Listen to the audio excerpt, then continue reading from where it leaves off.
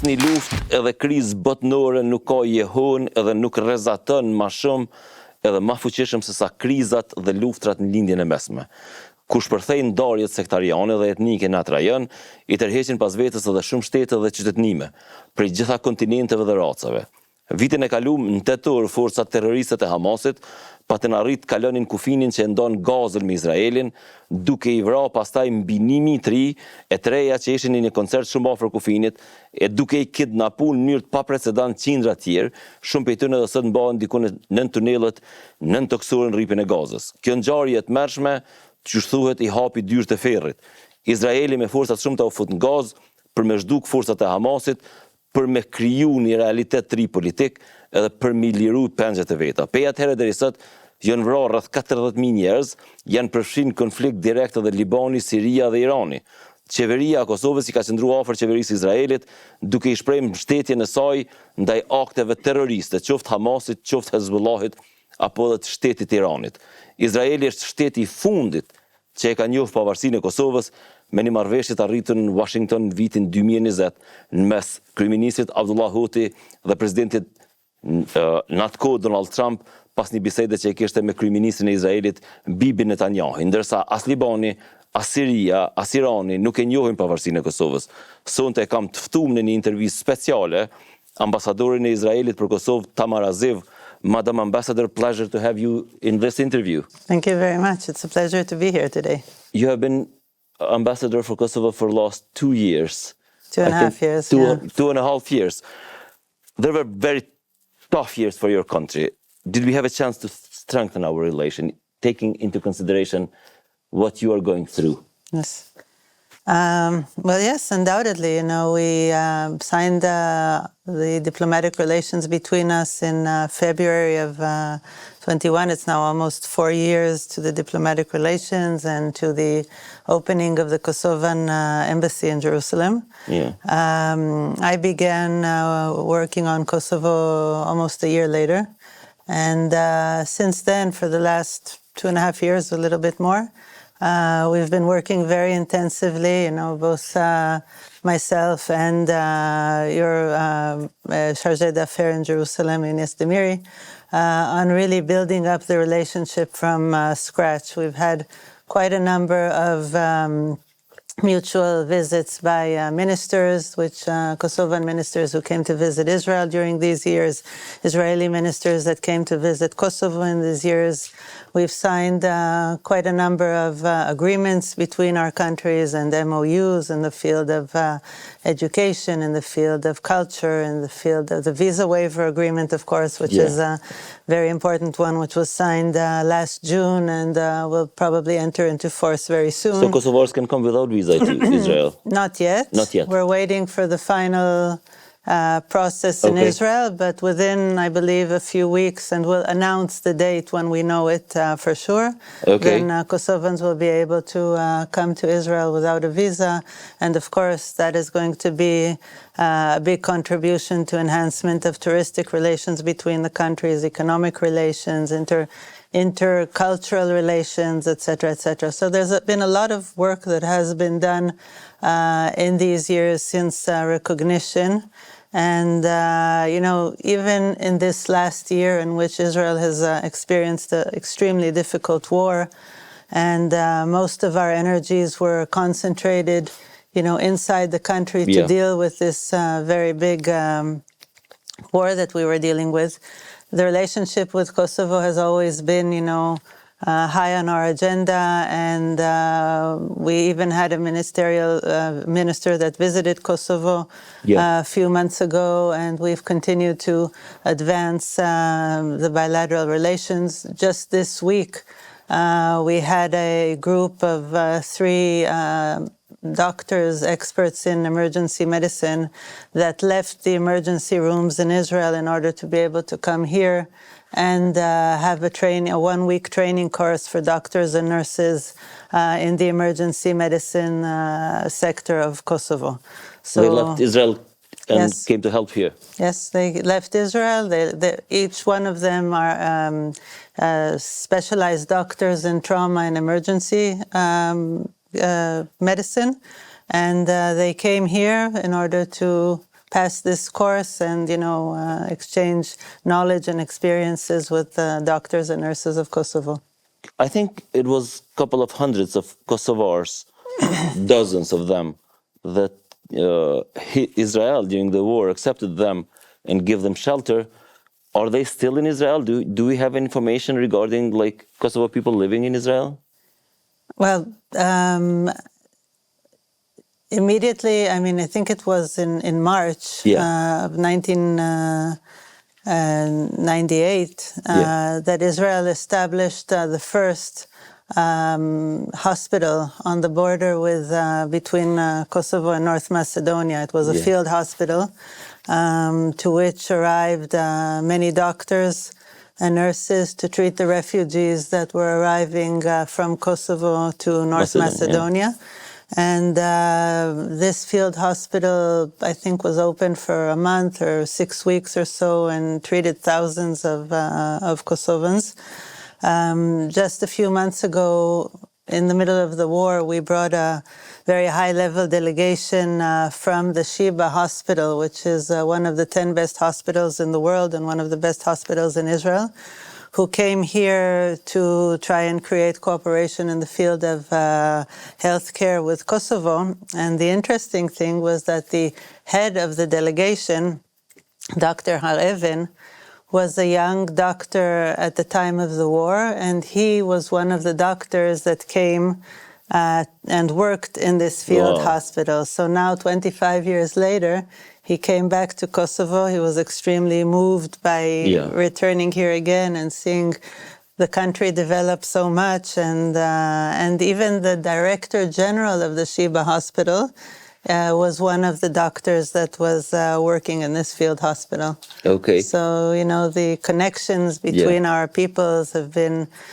very long, and this is just another... we can go to trace our connections as two people? I think hundreds of years. Hundreds of years. Because, there has been a Jewish population here, living here very peacefully, very well in Kosovo for hundreds of years. Yeah. How many Jewish people are in Kosovo as we speak? At the moment? Yeah. Not many. Not many. A few tens, no. Few tens. Yeah. How about Albania? Is it the same situation? Not many either. Yeah. Not many either. Yeah. Albania specifically, it's a unique country in the world that saw number of Jewish people increasing after the Second World War comparing to the before World War, which is not a case anywhere in the world. We know the circumstances, we know anything. It's very interesting relation between two ethnicities. Definitely. Albania is really the only country in the world that, as you mentioned, had more Jews, 10 times more Jews at the end of the war than at the beginning of the war. Yeah. And there are also many Albanian families from Kosovo who helped and saved the lives of Jews. Yeah. And we're very grateful for that. And I think that, this really increased the bond between our countries. And when the war broke out here, then Israel wanted to do whatever we can in order to support Kosovo. So really one thing was to open this field hospital and to be the first country to do so. And another thing was really that then Prime Minister Benjamin Netanyahu invited families and children to come to Israel, to come to summer camps, to, leave the tense atmosphere that was here and just enjoy a different atmosphere. And there were quite a few people that came at that time in the summer. History of Israel, specifically after the independence, when Israel became a sovereign country after the Second World War, people in Kosovo glorify that history and the success that Israel had, becoming one of the powers in the region, but also in the world. Economy thriving, democracy thriving. What is one secret? What made Israel that great in that environment? I think, on the one hand, hard work, a vision. After the Holocaust, in which 6 million Jews were murdered by the Nazis, And actually, for 2,000 years, Jews never had a homeland. And there were Jewish communities almost everywhere in the world, but never did we have a home, a country that we could call our own. And after the massacre of the Holocaust, when we finally achieved a country, which is unfortunately in a very bad neighborhood, surrounded by countries that in 1948, the day after the declaration of the State of Israel, immediately attacked Israel from 5 directions. And ever since then, Israel has been actually fighting for its existence. Yeah. And I think the fact that, we have to fight for our existence, but on the other hand, we understand that this is the only place in the world in which Jews are really safe from anti-Semitism, caused us to really work very, very hard in order to build a country. And the fact that, we say that necessity is the mother of innovation. Okay. So the fact that the piece of land that we received in this world is a very dry piece of land with no natural resources, no water, made us have to invent things that would enable our living in this land. So you don't need resources to become successful country or successful society. So we used our resources human resources, in order to really develop the country. So I think it was a combination of, for the first time, having an independent state, understanding that if we don't build this state and if we're not strong, we won't be able to defend ourselves in this neighborhood. And on the other hand, having to invent things in order to be able to live in this country. For example, Israel today is the #1 country in water management. Why are we the #1 in water management? Because we lack water.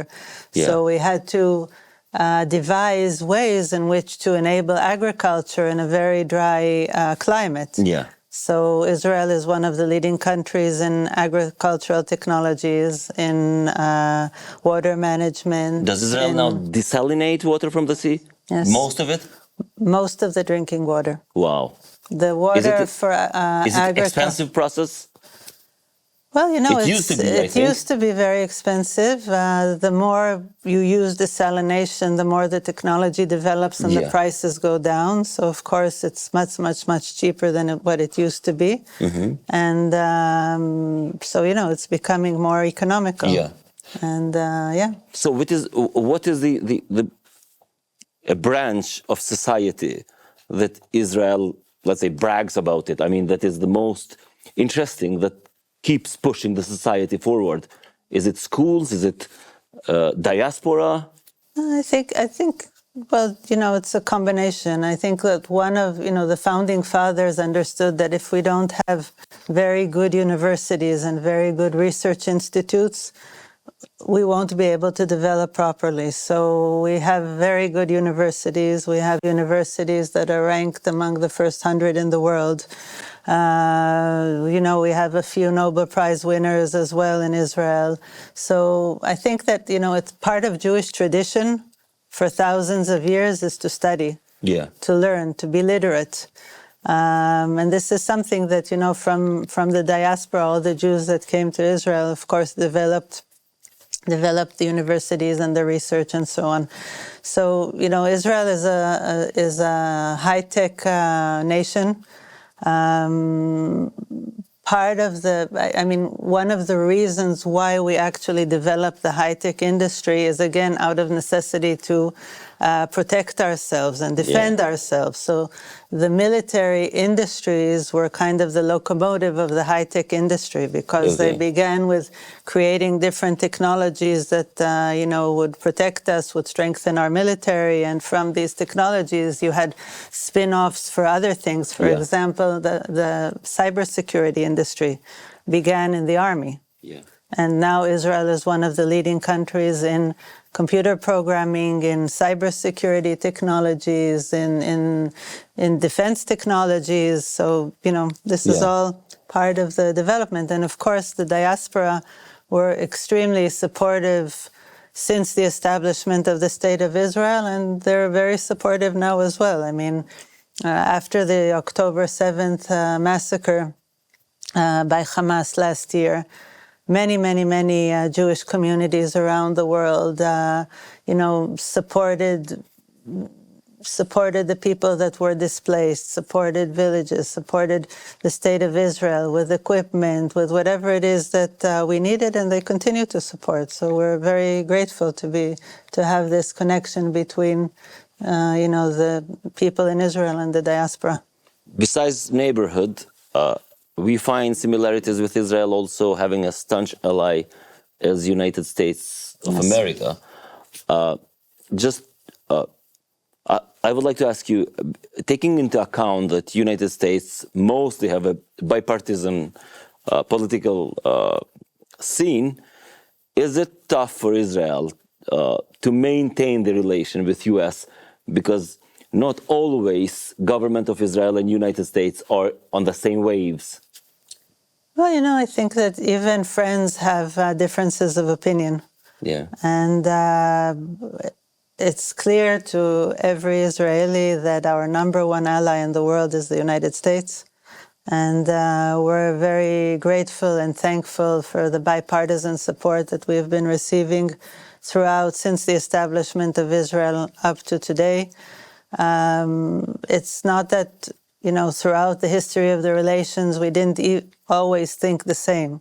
And we didn't always agree, on policy decisions or on directions. But I think that, President Biden articulated his strong support for Israel in a very significant manner. And I think that, President-elect Trump also stated this. So, even, I think being friends means that you don't always agree, but you can still stay friends. President Biden visited Israel just few hours after the terrorist act that happened in your country. What makes Israel so important ally of United States? We need to take some notes here. I mean, because... I think, the Middle East is a strategic area. Yeah. And Israel is the only democracy in this whole area. I mean, we're surrounded by countries that are not very friendly. Not very friendly is one way to describe them, but many of them are not democracies either. Yeah. And the fact that, we're like-minded and we have the same values and the same, basic democratic values, and Israel is developing in that way, I think makes us very important allies in this region in the world. Uh-huh. So. It's very interesting. I wanted to go back now a bit to what happened in October last year. Like 1,200 people were killed, right? And a couple of hundreds were kidnapped. Yes. Now, after the truce with Hezbollah, the truce with Hamas does not look very distinct. I mean, from this, how far are you to have peace with Palestinians? Well, as you mentioned, on October 7th, Hamas, which is a terrorist organization, attacked Israel with more than 3,000 terrorists, which infiltrated Israel along all of the border with the Gaza Strip, and very cruelly murdered in one day 1,200 people, from babies all the way to elderly people, from disabled people to animals, to dogs, to horses, to whatever they could murder, they murdered. They viciously raped women, they burned families alive, and they took 250 hostages into the Gaza Strip, not enabling even once for any international organization to see them. The Red Cross has never seen even one of them.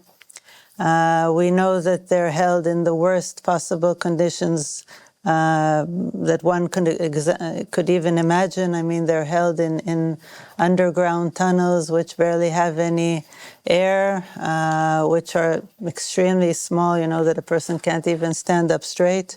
They're being starved, they're being raped, they're being tortured.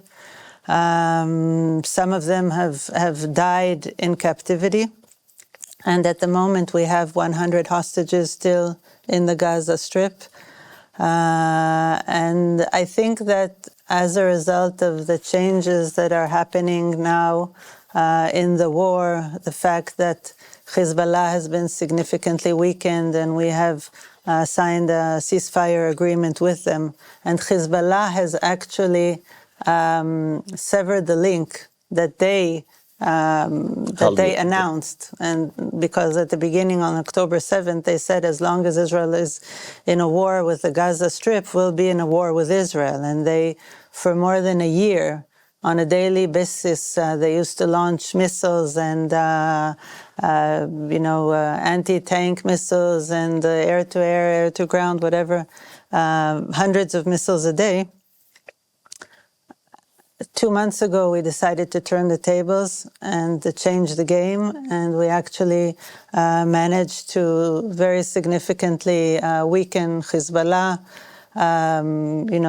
Their leadership has been taken out from Nasrallah to many of the other leaders of the Hezbollah. We managed to probably destroy about 80% of the Hezbollah arsenal. And, it's mind-boggling to think that the arsenal of the Hezbollah was the 5th largest in the world in missiles. Fifth largest in the world. After the United Non-state States, organization, yeah. Russia, China, Turkey, Hezbollah. Wow. Yeah. So, is it truce being maintained? Is it truce now? Yeah. Okay. Sorry. So, going back to Gaza and the hostages, until the hostages are not released, there'll be no end to this war, because we cannot leave our hostages in the hands of Hamas. And I think that something is changing inside Hamas, because they understand that the Iranian axis has been broken. Yeah. Because Hezbollah has been weakened, Syria has fallen, and these are all Iranian proxies that Iran has been supporting by tens of billions of dollars per year in order to build up this terror infrastructure in the countries. So the fact that these changes have occurred, and actually their big supporters are very much weakened, has made them understand that maybe they should better change the game as well and hopefully arrive at some kind of a ceasefire agreement with Hamas as well. So, even the most pro-Jewish people and pro-Israeli people in the world didn't believe at first that Israel has capacities to handle 2, 3, 4 battlefields. 7. Like Iran, Houthis, Hezbollah, West Bank, Gaza, Iraqi Shiite military Syria, groups, Syria. In the meantime, you proved many of them wrong. Even like high officials in Washington. Is it this powerful, Israel, like in technology and stuff like that, has capacities to maintain all these battlefields in the same time? I think we proved it. This is the situation. For me, it is like you also. Many people are saying that what you did to Hezbollah changed now dynamics in Syria. Now we have seen al-Assad moving the country, new reality in Syria, and most probably new reality in Iran. Are we going out of this war with a new dynamics in the Middle East?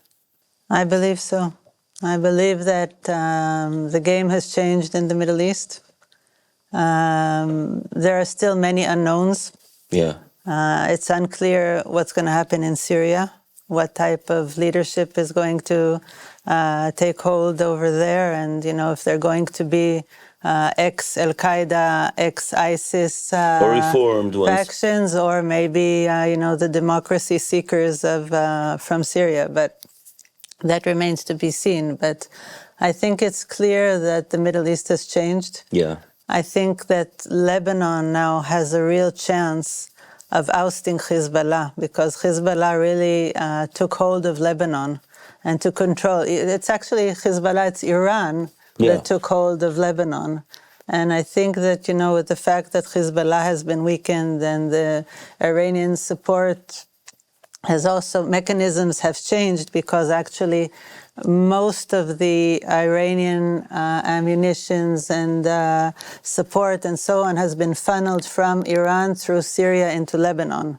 And the fact that this part of the puzzle, Syria, has now fallen into other hands and is not under Iranian control anymore is also a game changer. So I think things will change. I think we'll still see changes happening in Lebanon. I think, Syria is still an unknown. I believe something may also happen in Iran. And of course, the Hamas are now seeing that the reality is changing as well. So, Many military analysts that I'm reading, they say that that back and forth attacks between Iran and Israel, when it came to the turn to Israel, it was not only symbolic, the attack on Iran, but Israel knew where to target, and this weakened Iran military capacities. Can you tell us more about this? Well, you know that for many years we've been warning the world about Iran. And we've been warning that Iran is a terror state and that it is developing nuclear weapons and that it is developing strategical missiles, long-range missiles. And of course, our intelligence has been working for years on understanding what is going on in Iran and trying to warn the world against this, and of course in Lebanon and so on. So our military knew what they were doing. You handled very well war and battlefield, but the one field that Israel was lacking was public opinion. So what is one thing that you would like to stretch and to mention it regarding the propaganda, regarding the news, fake news, TikTok, Facebook, everywhere, that it is not true, but people believe it's true? I think that one of the worst lies is saying that Israel is, doing genocide in the Gaza Strip. I think that people don't understand that it was Hamas that attacked Israel and not vice versa. It was Hamas that murdered 1,200 civilians in one day. And the war they waged was the one that began this whole situation. Now, Israel, one of Hamas's strategy is to embed itself in civilian society. They created their headquarters inside hospitals, inside schools, inside mosques. There was almost not one home in the Gaza Strip that doesn't have a military arsenal. There's almost not one home which is not connected to the underground tunnel system in the Gaza Strip. For Hamas has been the sole ruler of Gaza since 2007. Israel withdrew from Gaza. They had the opportunity to create a Singapore in Gaza. Yeah. But instead of that, they decided to invest all of their money and all of their resources in building up their military capabilities and in creating this enormous tunnel infrastructure, which was intended for warfare. Now, if it's not clear that Hamas is the one that is responsible for the suffering of the Palestinian people, Israel has, war is war, and war creates casualties, and Israel never targeted civilian population intentionally. It's clear that civilians have been hurt, and, it's a heartache to see that innocent people are injured or killed in warfare. But it was really Hamas's responsibility because their strategy was to hide in between the civilian population and to build their infrastructures inside civilian infrastructures. And, if you're dealing with a terror organization, it's not the same type of warfare as country to country. Yeah, but should it be a boundary, like for countries? Because we all know that Hamas is a terrorist organization that uses human bodies as a shield to protect from attacks from Israel. But should Israel fall in that trap? Because what choice do you have? I don't know. I mean, but everybody is asking that question because Gaza is one of the most crowded places in the world. On a very small strip of land, you have almost 2 million people. Most of the people lived in refugee camps. Now, if Hamas embedded themselves inside this very, very crowded population, and they're threatening you, what are you supposed to do? Just sit on the border, on the fence, and say, oh, okay, we won't harm anybody. Please continue with your terrorist activity? Yeah. What can you do? This is self-defense. Yeah. And yes, we never want to target civilians. And I must say that since the beginning of the war, we made very big efforts in order to protect the civilians. We had leaflets being dropped from above telling the civilian population, please evacuate from this area and go to this area. We've been working very hard to have humanitarian aid enter the Gaza Strip. Unfortunately, many of the trucks that are entering the Gaza Strip with humanitarian aid for the people are being hijacked by Hamas, who are making a business out of it and are stealing the humanitarian aid from the civilians and reselling it to them with very high prices. Mm-hmm. So this is really a cynical use of humanitarian aid. So many people reported that when Yahya Sinwar was killed, they heard celebration in Gaza between the civil population. How is the reputation of Hamas in Gaza? Does Israel have any data regarding the reputation of Hamas there? Look, at the beginning of the war, I think Hamas was very popular, and most of the population of Gaza was supporting what they did. But I must say that those that are not Hamas supporters have suffered very much from Hamas. Hamas tortures them, Hamas murders them, Hamas terrorizes the people that, don't go with Hamas. So I think that the population in Gaza is really sick of Hamas. Okay. They would be very happy if Hamas were defeated and would disappear from the Gaza Strip. But they're terrorized. So you do see a bit of demonstrations against Hamas and, a bit of signs of happiness when something happens to them. But people are really, really afraid to express themselves because they know that if they do, they'll pay a price afterwards. But the political situation between Israel and Gaza, it is not going back to where it was prior to October last year, right? Israel is not going to accept to have Hamas there as a ruling organization and doing business as usual. No, I mean, we cannot accept that. There is discussion at the moment, I think, among the Palestinians that they're trying to create some kind of civil committee that will rule the Gaza Strip, which will include the Palestinian Authority. But it's unclear yet who is going to govern the Gaza Strip. West Bank is ruled by PLO, right? By the Palestinian Authority. Palestinian Authority. Yeah. They don't have branches in the Gaza, right? Not now, but they're in discussions with them. Okay. And how is the situation now in West Bank? Because there were some tensions a few months ago. Is it any calmer now?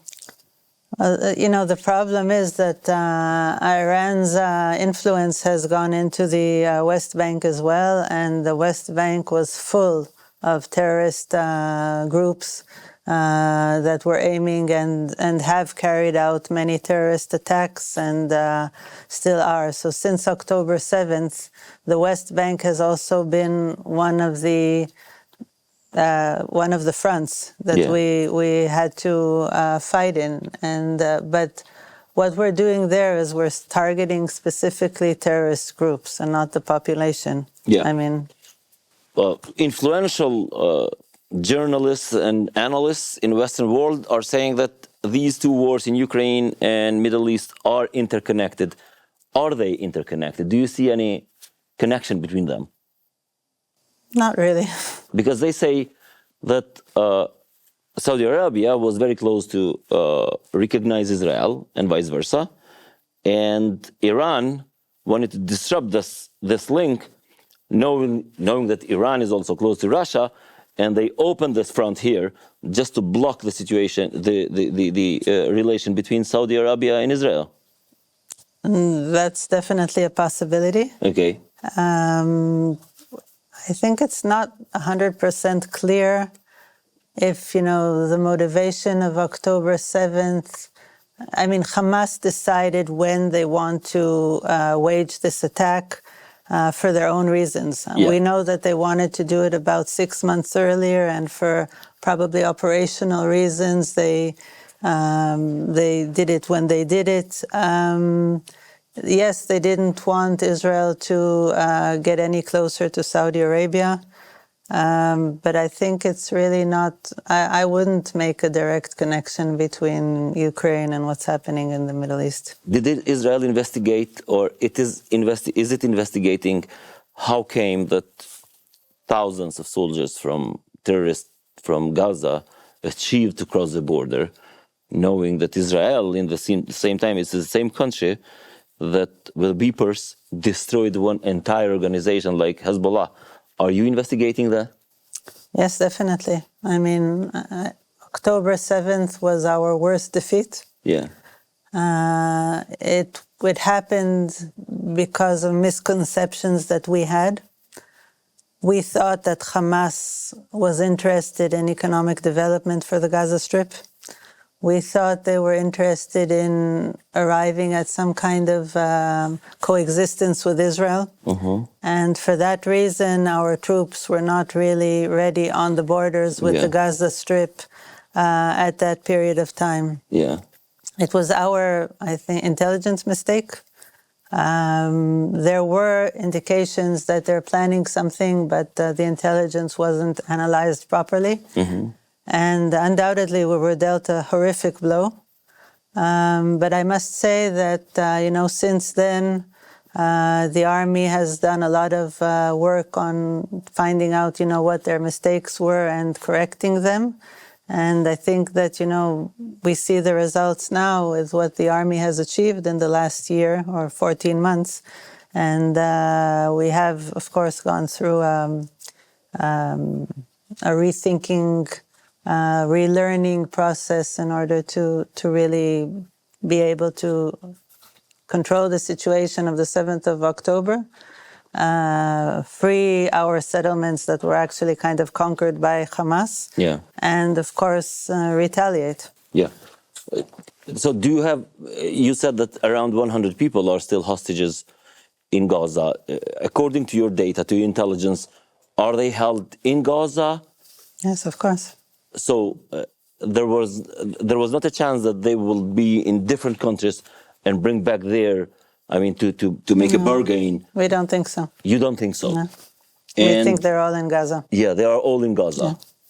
And most of them, you think that they are alive, and after the agreement, they will sound healthy to their families. Healthy, I don't think so. Yeah, alive. Alive. Yeah, a proper term.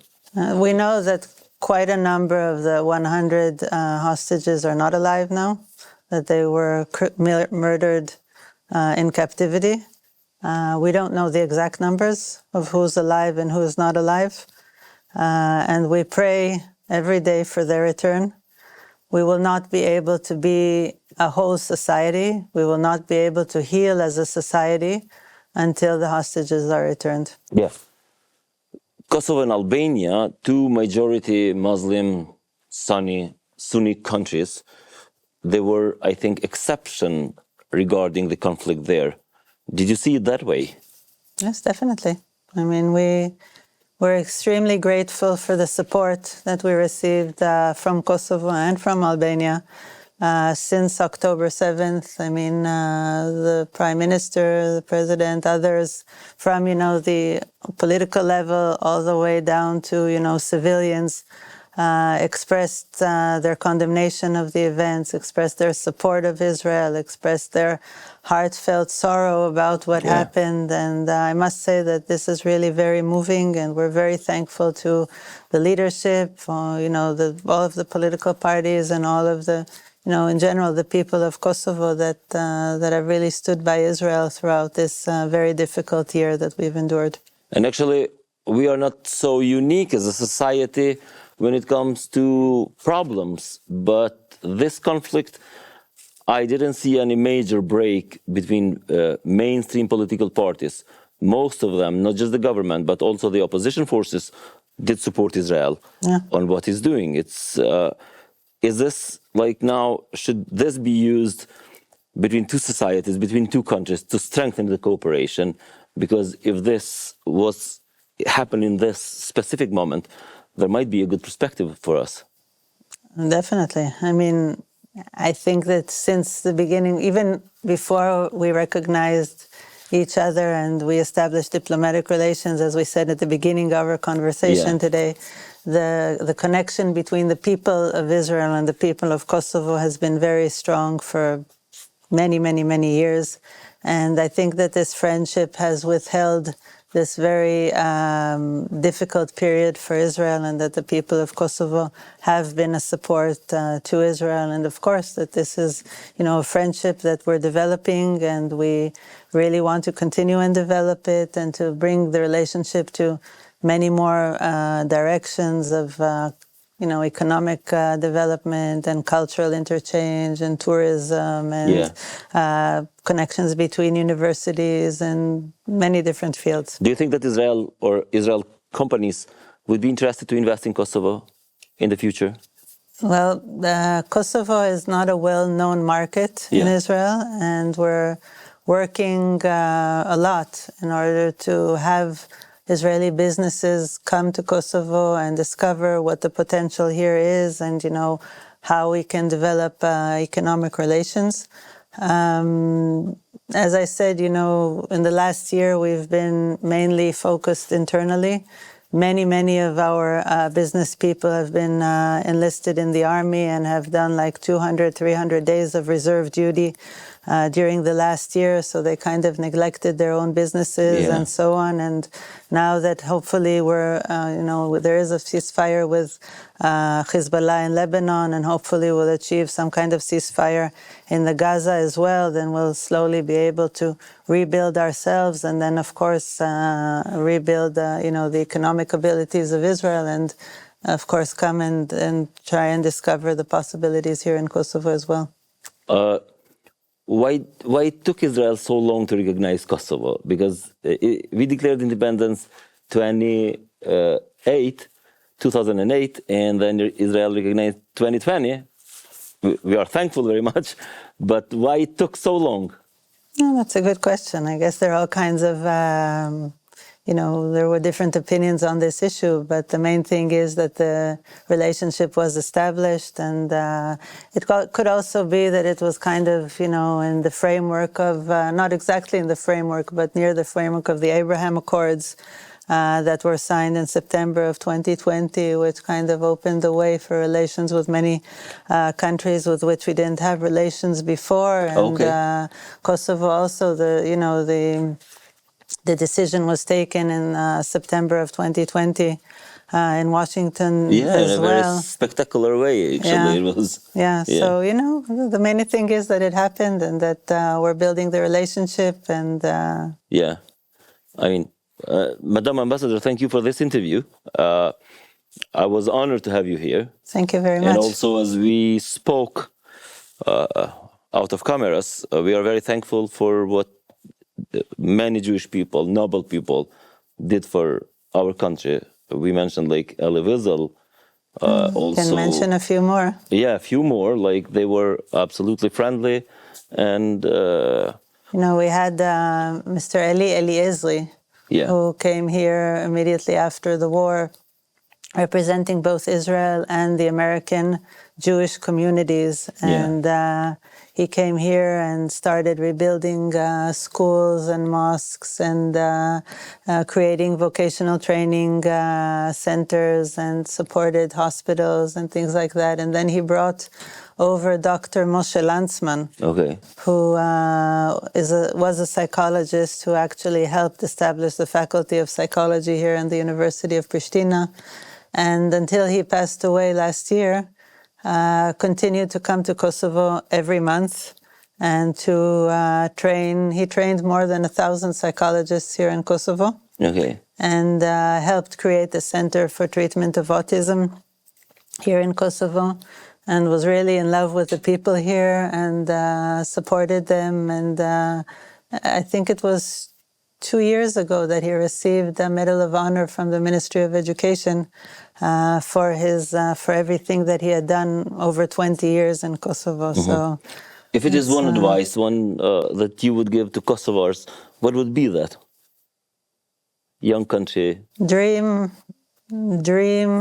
of a good vision for your country and work hard to achieve it. Thank you very much for this interview. Thank you very much. It was a pleasure. Thank you. Miq, me mu ishte zonja ambasadore e shtetit Izraelit në Republikën e Kosovës, një shteti mik, një mikesh e shtetit ton, ne vijojmë javën tjetër me intervistën e radhës.